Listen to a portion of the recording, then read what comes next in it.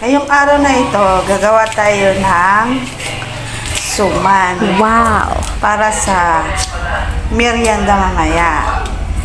So, ayun na nga, pagkatapos balatan, pagkatapos hugasan, syempre kakayurin na natin yan kasi wala naman tayong machine pangkayod. So, ayun na nga, pagkatapos kayurin, pipigaan siya kasi para matanggal yung katas.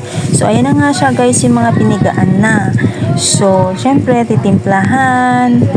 After nyan, pagkatapos timplahan at lagyan ng ingredients, babalutin na yan guys.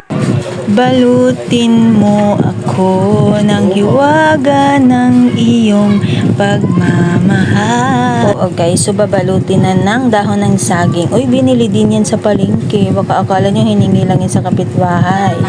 Walang mga saging dito. So, binili pa sa palengke. So, gagalingan ang pagbalot para paggaluto maganda siyang tingnan guys. Diba? O, natakam na ba kayo? So, masarap talaga ang suman ng kamuting kahoy. Yan ang pinakamasarap. So, balutin natin with the heart. Yun baga.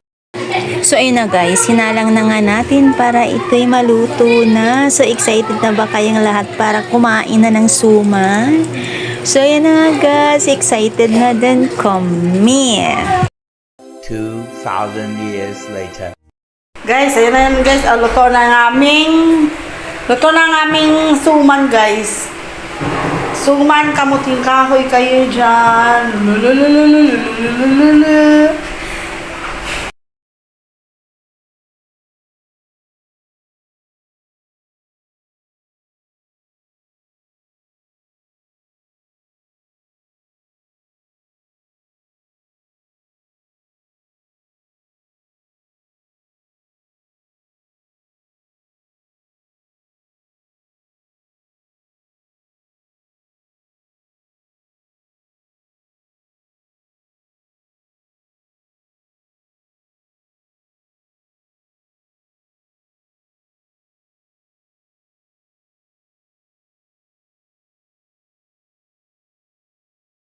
So, yun lang guys for today's video. Bye!